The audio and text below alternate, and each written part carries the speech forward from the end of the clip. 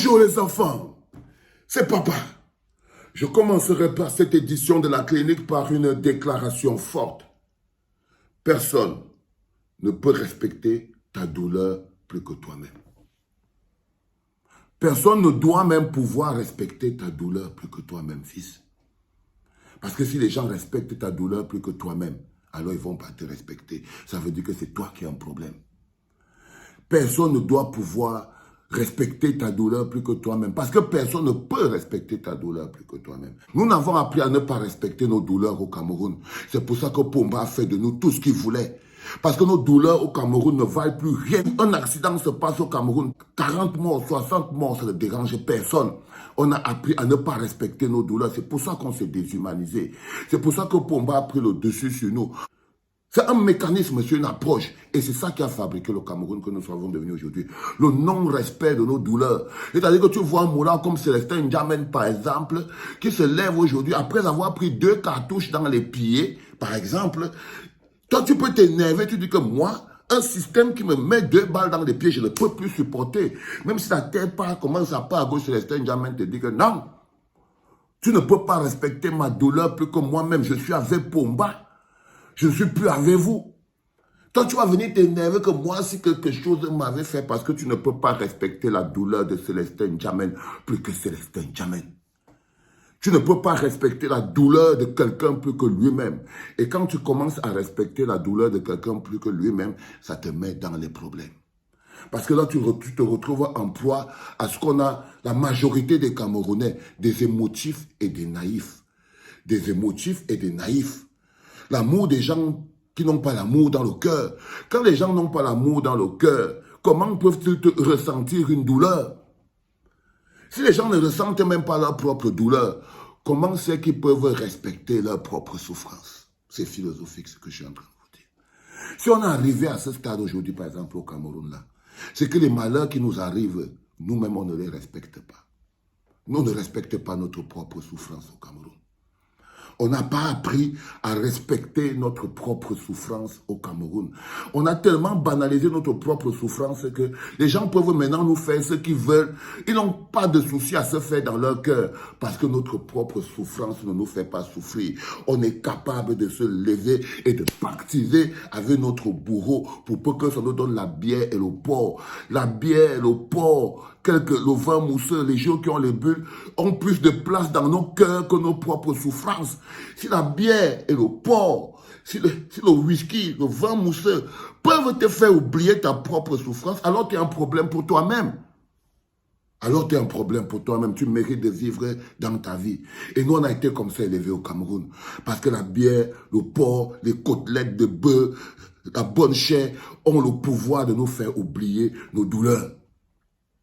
Ont le pouvoir de nous faire oublier nos douleurs. Quand vous êtes issu d'un peuple où la jouissance peut te faire oublier ta douleur. C'est-à-dire que quand 2 bières peuvent te faire oublier ta souffrance. Quand un morceau de porc peut te faire banaliser ta misère. Quand un petit morceau de porc peut te faire banaliser ta misère, ta souffrance. Tu fabriques quoi? Tu fabriques un nom sans émotion. C'est pour ça que l'intérêt collectif n'a jamais marché au Cameroun. Parce que vous ne pouvez pas construire l'intérêt collectif dans un pays où on ne respecte pas la douleur. La douleur collective. Si on n'arrive même pas à respecter sa propre douleur, si les Camerounais émotifs et naïfs n'arrivent pas à respecter leur propre douleur, comment peuvent-ils respecter la douleur collective? La chose qui construit un peuple. Comment? Et l'une des choses que Pomba avait réussi à faire, ça avait réussi à fabriquer des petits zombies sur pattes qui n'ont aucun respect pour leur propre douleur et leur propre souffrance. Quand tu n'as pas, c'est-à-dire que quand vous êtes président d'un peuple qui n'a pas de respect pour sa propre douleur et sa propre souffrance, tu peux donc faire 42 ans au pouvoir. Tu peux donc faire 42 ans au pouvoir parce que tu as des gens qui n'ont aucune valeur pour leur propre vie. Des gens pour qui leur vie n'a pas la moindre valeur. Et quand tu te lèves un matin, tu expliques à quelqu'un, parce que c'est très important, et j'espère que vous allez partager ça au maximum, parce que vous devez éduquer vos masses. Parce que vous devez éduquer vos masses.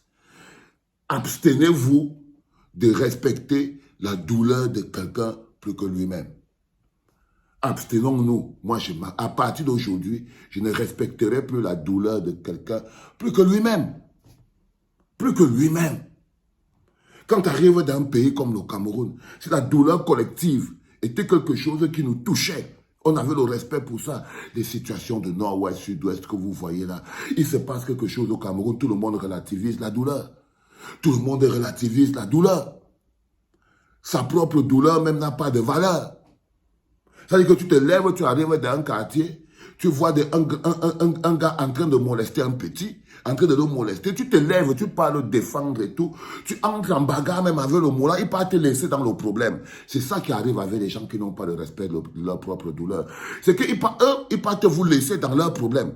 Vous connaissez combien de gens qui sont partis se retrouver qu'on les a laissés dans le problème alors qu'ils n'étaient pas concernés. Ils sont seulement partis aider. Mais quand tu pars aider quelqu'un qui n'a pas le respect de sa propre douleur, il part te laisser dans le problème. Il faut le comprendre. Et je le comprends très bien.